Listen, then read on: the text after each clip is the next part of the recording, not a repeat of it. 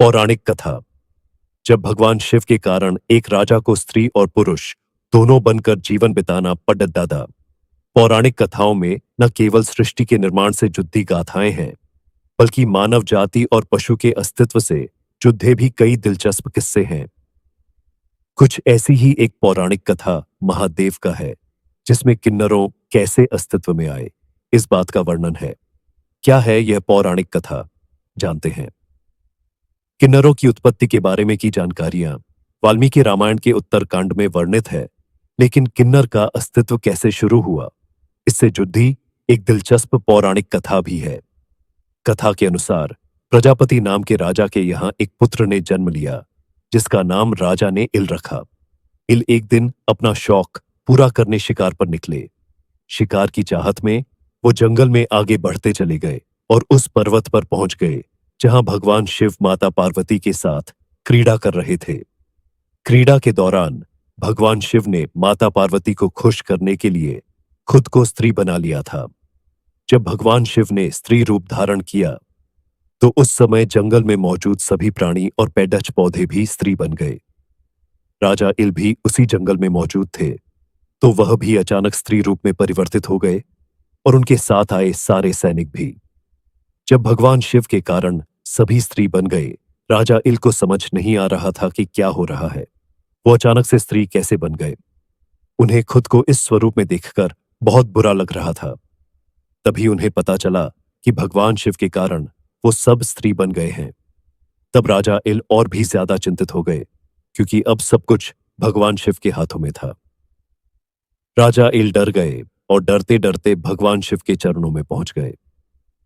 उन्होंने भगवान शिव से उन्हें पुरुष में परिवर्तित करने की बहुत प्रार्थना की, लेकिन भगवान शिव ने राजा इल से कहा कि तुम पुरुषत्व को छोड़कर कोई और वरदान मांग लो, मैं दे दूंगा, लेकिन तुम्हारी यह इच्छा मैं पूरी नहीं कर पाऊंगा। माता पार्वती से मिला किन्नर बनने का वरदान राजा इल ने दूसरा वरदान मांगने से मना कर दिया, और अब वो माता पार्वती को प्रसन्न करने में लग गए। जब उन्होंने माता पार्वती से अपना पुरुषत्व वापस लौटाने का वरदान मांगा, तो माता पार्वती ने कहा कि तुम जिस पुरुषत्व का वरदान चाहते हो, उसके आधे हिस्से के दाता तो खुद महादेव हैं।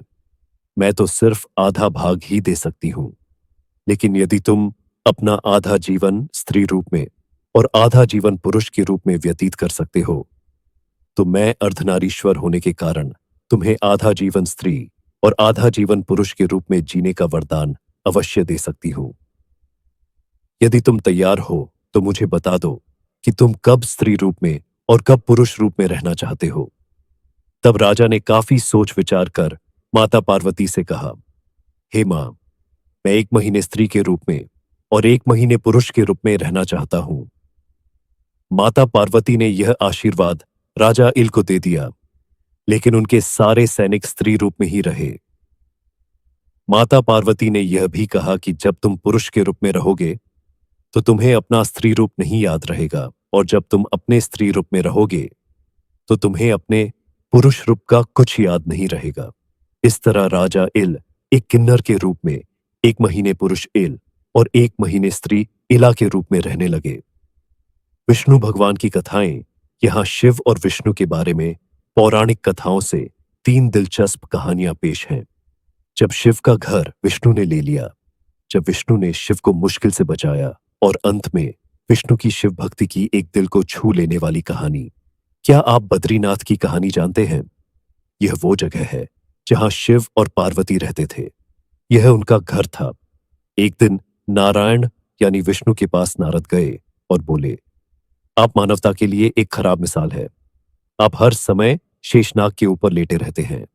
आपकी पत्नी लक्ष्मी हमेशा आपकी सेवा में लगी रहती है और आपको लाड करती रहती है। इस ग्रह के अन्य प्राणियों के लिए आप अच्छी मिसाल नहीं बन पा रहे हैं। आपको सृष्टि के सभी जीवों के लिए कुछ अर्थपूर्ण कार्य करना चाहिए। इस आलोचना से बचने और साथ ही अपने उत्थान के लिए भगवान को भी ऐसा करना पड़ता है। विष्णु तप और साधना करने के लिए सही स्थान की तलाश में नीचे हिमालय तक आए। वहां उन्हें मिला बद्रीनाथ, एक अच्छा सा छोटा सा घर, जहां सब कुछ वैसा ही था जैसा उन्होंने सोचा था। साधना के लिए सबसे आदर्श जगह लगी उन्हें यह। वह उस घर के अंदर गए। घुसते ही उन्हें पता चल गया कि यह तो शिव का निवास है और वह तो बड़े खतरनाक व्यक्ति हैं। अगर उन्हें गुस्सा आ गया तो वह आपका ही नहीं, खुद का भी गला काट सकते हैं। ऐसे में नारायण ने खुद को एक छोटे से बच्चे के रूप में बदल लिया और घर के सामने बैठ गए। उस वक्त शिव और पार्वती बाहर कहीं टहलने गए थे। जब वे घर वापस लौटे तो उन्होंने देखा कि एक छोटा सा बच्चा जोर जोर से रो रहा है। पार्वती को दया आ गई। उन्होंने बच्चे को उठाने की कोशिश की। शिव ने पार्वती को रोकते हुए कहा, इस बच्चे को मत छूना। पार्वती ने कहा, कितने क्रूर हैं आप, कैसी नासमझी की बात कर रहे हैं। मैं तो इस बच्चे को उठाने जा रही हूं, देखिए तो कैसे रो रहा है। शिव बोले, जो तुम देख रही हो उस पर भरोसा मत करो। मैं कह रहा हूं ना, इस बच्चे को मत उठाओ। बच्चे के लिए पार्वती की स्त्री सुलभ मनोभावना ने उन्हें शिव की बातों को नहीं मानने दिया। उन्होंने कहा, आप कुछ भी कहे, मुझे कोई फर्क नहीं पड़ता। मेरे अंदर की मां बच्चे को इस तरह रोते नहीं देख सकती। मैं तो इस बच्चे को जरूर उठाऊंगी। और यह कहकर उन्होंने बच्चे को उठाकर अपनी गोद में ले लिया। बच्चा पार्वती की गोद में आराम से था और शिव की तरफ बहुत ही खुश होकर देख रहा था। शिव इसका नतीजा जानते थे, लेकिन करें तो क्या करें, इसलिए उन्होंने कहा, ठीक है, चलो देखते।